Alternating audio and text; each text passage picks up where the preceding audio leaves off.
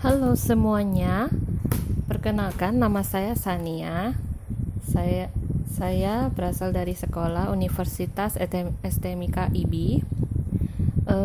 Dan pertama-tama saya mengucapkan terima kasih kepada Pak Boy yang telah memberikan kesempatan ini pada saya untuk dapat mengerjakan tugas yang telah diberikan oleh beliau. Hari ini saya akan membahas mengenai topik yaitu sistem informasi akuntansi. Sebelum itu, kita perlu mengenal dulu konsep-konsep dasar sistem informasi akuntansi. Deskripsi umum terhadap sistem. Menurut Romney tahun 2006, sistem adalah kumpulan dari dua atau lebih komponen yang saling bekerja dan berhubungan untuk mencapai tujuan tertentu. Menurut Kamus Teknologi dan Informasi, sistem adalah suatu jaringan kerja dari prosedur-prosedur yang saling berhubungan, berkumpul bersama-sama untuk melakukan suatu kegiatan atau untuk menyelesaikan suatu sasaran tertentu. Konsep dasar yang kedua adalah informasi.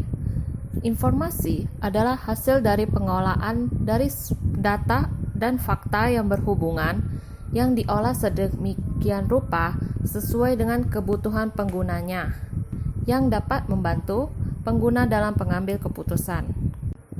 Konsep dasar yang ketiga adalah akuntansi. Nah, menurut Komite Terminologi dari American Institute of Certified Public Account, akuntan adalah suatu seni pencatatan, pengklasifikasian, dan pengiktisaran dalam cara yang signifikan dan satuan mata uang mengenai transaksi-transaksi yang sebagian besar memiliki sifat keuangan yang kemudian diinterpretasikan hasilnya. Menurut Keso et al. Tahun 2010, akuntansi adalah sebuah proses yang terdiri dari 3 aktivitas, yaitu identifikasi, pencatatan, dan pengkomunikasian. Dalam proses identifikasi, ini terjadi proses pengumpulan dan pemilihan bukti-bukti dari aktivitas ekonomi yang relevan. Konsep dasar yang keempat adalah jenis-jenis sistem informasi. Sistem informasi terbagi menjadi 2, yaitu sistem informasi manajemen atau SIM. SIM memproses transaksi non-finansial yang tidak diperoleh Accounting Information System. Manajemen seringkali membutuhkan informasi yang tidak diproses oleh kapasitas AIS. Contohnya adalah pembaruan data mengenai perubahan data konsumen ataupun karyawan. Sistem informasi yang kedua adalah sistem informasi akuntansi atau SIA. Subsistem SIA memproses transaksi finansial dan non-finansial yang memiliki efek langsung pada proses transaksi finansial. Contohnya, aktivitas yang dilakukan MIS adalah Portfolio Management System, Capitalist Budgeting System, Market Analysis, dan lain-lain. Di dalam itu, terdapat perbedaan antara SIA dan SIM yang terletak pada konsep transaksi. Transaksi tersebut dibagi menjadi 2 jenis, yaitu transaksi finansial. Itu bermaksud peristiwa ekonomi yang berpengaruh terhadap aktiva dan ekuitas perusahaan. Yang kedua ada transaksi non-finansial. Kejadian yang diproses oleh SIM yang memiliki makna lebih luas daripada transaksi keuangan. Konsep dasar yang kelima adalah sistem informasi akuntansi, dan itu terbagi menjadi dua pendapat yang berbeda. Menurut Bodnar dan Hopwood tahun 2014, sistem informasi akuntansi adalah kumpulan sumber daya yang didesain untuk mentransformasikan data keuangan dan data-data lainnya yang menjadi informasi. Informasi yang dihasilkan akan digunakan dalam berbagai bentuk-bentuk untuk kepentingan dalam pengambilan keputusan. Menurut Wilkinson tahun 2000, sistem informasi akuntansi adalah sistem informasi yang mencakup semua fungsi dan aktivitas akuntansi yang memperlihatkan akibat yang akan ditimbulkan pada sumber daya ekonomi dari kejadian eksternal maupun operasi di internal organisasi. Siklus utama sistem informasi akuntansi terbagi menjadi 5 sistem. Yang pertama adalah sistem informasi pendapatan. Kegiatan pada siklus pendapatan itu mencakup penjualan dan penerimaan dalam bentuk fungsi. Siklus pendapatan ini merupakan prosedur pendapatan yang dimulai dari bagian penjualan, otorisasi kredit, pengambilan barang, penerimaan barang, serta penagihan sampai dengan penerimaan kas. Tujuan yang akan dicapai dalam perusahaan dalam pelaksanaan kegiatan sistem informasi pendapatan ini adalah itu mencatat permintaan penjualan secara tepat dan akurat, memverifikasi kelayakan kredit konsumen, mengirimkan barang atau memberikan jasa tepat waktu sesuai dengan perjanjian. Dan yang terakhir, melakukan penagihan kepada konsumen pada waktu yang tepat dan dengan cara yang tepat. Yang kedua, ada sistem informasi pengeluaran. Kegiatan ini mencakup pembelian dan pembayaran dalam bentuk tunai atau uang tunai. Sistem pengeluaran ini diperlukan untuk setiap perusahaan karena mempunyai tujuan sebagai berikut. Yang pertama, itu menjamin barang dan jasa yang dipesan sesuai dengan yang telah dibutuhkan. Yang kedua, menerima barang dalam kondisi baik. Yang ketiga, mengamankan barang hingga dibutuhkan. Yang keempat, menentukan faktor yang berkaitan barang dan jasa dengan benar. Yang kelima, mencatat dan mengklasifikasikan pengeluaran dengan tepat. Yang keenam, mengirimkan uang ke pemasok yang tepat. Yang ketujuh, menjamin semua pengeluaran yang berkaitan dengan pengeluaran yang telah diizinkan. Yang ketiga, ada sistem informasi produksi. Kegiatan ini mencakup mengubah bahan mentah dan buruh menjadi produk jadi. Siklus produksi ini tidak termasuk harga pokok penjualan. 4 aktivitas dasar dalam siklus produksi ialah perancangan produk, perencanaan dan penjadwalan, operasi produksi, dan yang terakhir akuntansi biaya. Yang keempat ada sistem informasi pengajian. Sistem informasi pengajian adalah keseluruhan prosedur dan teknik yang diperlukan untuk mengumpulkan data dan mengolahnya menjadi bahan informasi bagi pihak yang berkepentingan, sehingga dapat memenuhi kebutuhan pengajian yang efektif. Yang kelima, ada sistem informasi pelaporan. Sistem pelaporan manajemen yang berguna untuk mengatur laporan pada perusahaan yang meliputi laporan keuangannya dan sebagiannya. Contohnya itu bisa kita ambil laporan pertanggungjawaban, laporan anggaran, atau laporan kinerja lainnya, serta informasi data yang berfungsi untuk mengambil keputusan. Konsep dasar yang keenam adalah value chain atau rantai nilai. Inti pokoknya, suatu pertambahan nilai pada produk akan didapat dengan mengerjakan serangkaian aktivitas yang disebut sebagai value chain atau rantai nilai. Di dalam value chain terdapat 2 aktivitas, yaitu aktivitas primer. Yang pertama ada inbound logistik, yang kedua ada operation, yang ketiga ada outbound logistik, yang keempat ada marketing and sales, yang kelima ada service. Aktivitas lainnya yaitu aktivitas pendukung, terdapat 4 bagian. Yang pertama adalah firm infrastruktur, yang kedua human resource, yang ketiga teknologi, yang keempat purchasing. Nah, di sini saya akan menjelaskan berbagai aktivitas tersebut. Bisa kita lihat di gambar setelahnya. Bisa kita lihat dari gambar tersebut, di dalam aktivitas primer inbound logistik, yaitu aktivitas yang berhubungan dengan penanganan material sebelum digunakan. Yang kedua ada production dan operation. Itu aktivitas yang berhubungan dengan pengolahan input menjadi output. Yang ketiga ada outbound logistik. Itu aktivitas yang digunakan untuk menyampaikan produk ke tangan konsumen. Yang keempat ada marketing and sales. Adalah aktivitas yang berhubungan dengan pengarahan konsumen agar tertarik untuk membeli produk. Yang kelima ada service, aktivitas yang mempertahankan atau meningkatkan nilai dan produk. Nah, di atasnya ada supporting activity atau aktivitas pendukung.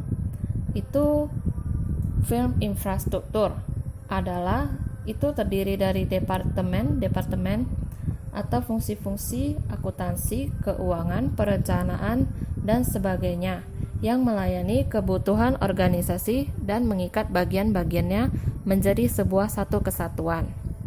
Yang kedua ada Human Resource Management. Itu pengaturan sumber daya manusia, mulai dari perekrutan, kompensasi, sampai pemberhentian. Yang ketiga ada Technology Development, pengembangan peralatan, software, hardware, prosedur di dalam transformasi produk dari input menjadi output. Yang keempat ada Procurement of Resource. Itu berkaitan dengan proses perolehan input atau sumber daya. Selanjutnya, saya akan menjelaskan mengenai peran sistem informasi dalam menciptakan nilai.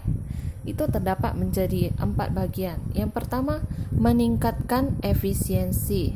Yang kedua ada meningkatkan keakuratan dan kekinian atau up to date dari catatan perusahaan. Yang ketiga, perlu meningkatkan kualitas produk dan jasa.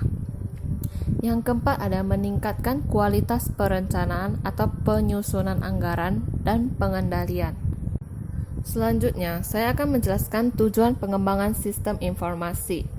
Itu terdiri dari 4. Yang pertama, menyediakan informasi bagi perusahaan. Yang kedua, memperbaiki sistem informasi yang sudah ada. Yang ketiga, memperbaiki pengendalian akuntansi dan pengecekan inter. Yang keempat, mengurangi biaya klerikal dan penyelenggaraan catatan akuntansi. Berikutnya, manfaat pengaplikasian sistem informasi akuntansi. Yang pertama ada menyediakan informasi yang akurat dan tepat waktu. Yang kedua, meningkatkan kualitas dan mengurangi biaya produk dan jasa yang dihasilkan. Yang ketiga, meningkatkan efisiensi. Yang keempat, meningkatkan kemampuan dalam pengambilan keputusan. Yang kelima, perlu meningkatkan sharing knowledge. Yang keenam, menambah efisiensi kerja pada bagian keuangan. Pihak yang memanfaatkan informasi yang disediakan oleh sistem informasi akuntansi dari terdapat 2 pihak, yaitu pihak eksternal dan pihak internal. Pihak eksternal terdapat menjadi 5 bagian, yaitu pelanggan, supplier, pemegang saham, instansi pemerintah, serta auditor.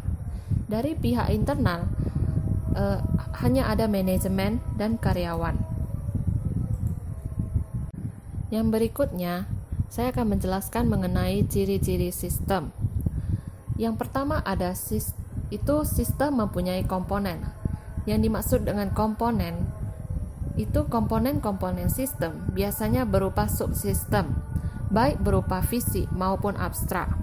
Subsistem sebenarnya adalah sebuah sistem. Biasanya merupakan sebuah sistem yang lebih kecil dari sistem yang menjadi lingkungannya. Namun, tidak menutup kemungkinan subsistem dapat lebih kompleks atau lebih besar daripada sistem yang menjadi lingkungannya, atau dapat juga disebut sebagai supersistem bagi lingkungannya yang lebih kecil. Informasi akuntansi yang dihasilkan oleh sistem informasi akuntansi terbagi menjadi 2. Informasi akuntansi keuangan ialah informasi yang berbentuk laporan keuangan yang ditujukan pada pihak ekstern.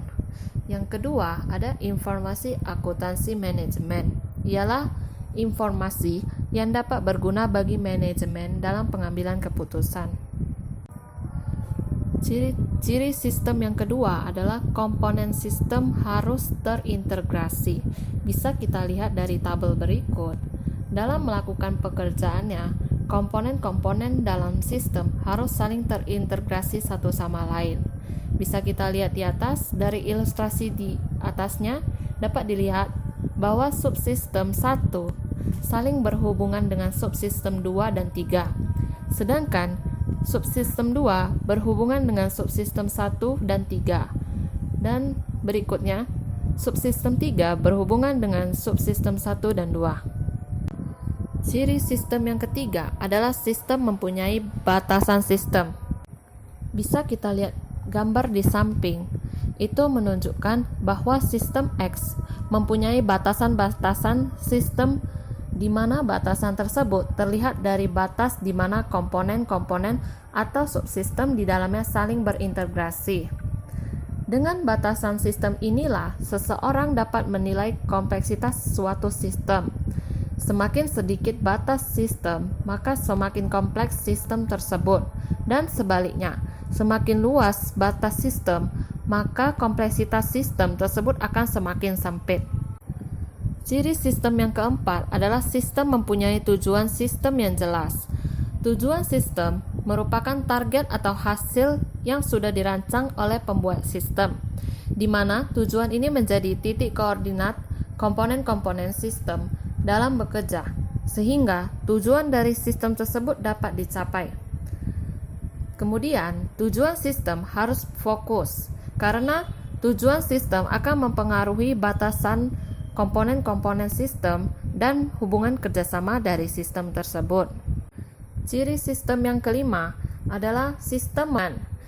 Bisa kita lihat dari gambar di samping, lingkungan sistem dapat dibagi menjadi dua, yaitu lingkungan luar atau eksternal dan lingkungan dalam sistem atau internal, di mana lingkungan luar sistem adalah lingkungan di luar batas-batas sistem, sedangkan lingkungan dalam sistem adalah lingkungan yang mewadahi komponen-komponen atau subsistem yang ada di dalam sistem.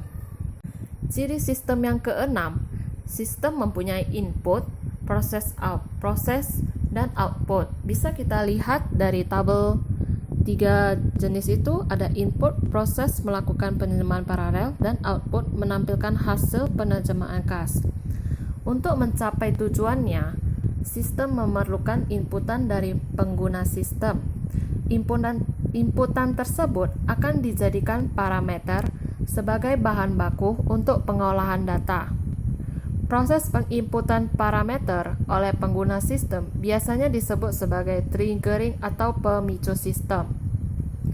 Pemicu sistem dapat berupa orang atau manusia, mesin, ataupun mesin yang terintegrasi.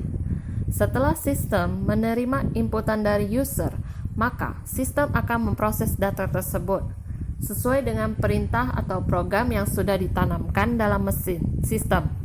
Kemudian, sistem akan memberikan output dari hasil pengolahan yang sudah diinputkan user tersebut. Misalkan diajukan pertanyaan, kenapa sistem diperlukan dalam bisnis? Sistem diperlukan dalam bisnis karena sistem menjadi sebuah sarana yang dijadikan sebagai acuan dalam mengelola kinerja tertentu. Dan apa urgenitas SIA bagi perusahaan?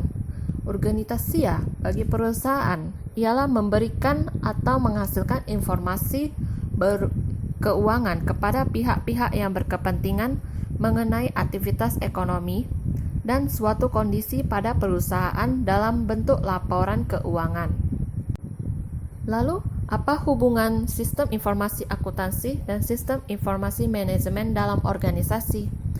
Hubungan SIM dan SIA ialah sistem informasi manajemen berkepentingan dengan penyediaan informasi yang menyeluruh dan terintegrasi untuk dapat membantu pengambilan keputusan bagi berbagai tingkatan manajemen dalam suatu organisasi atau perusahaan.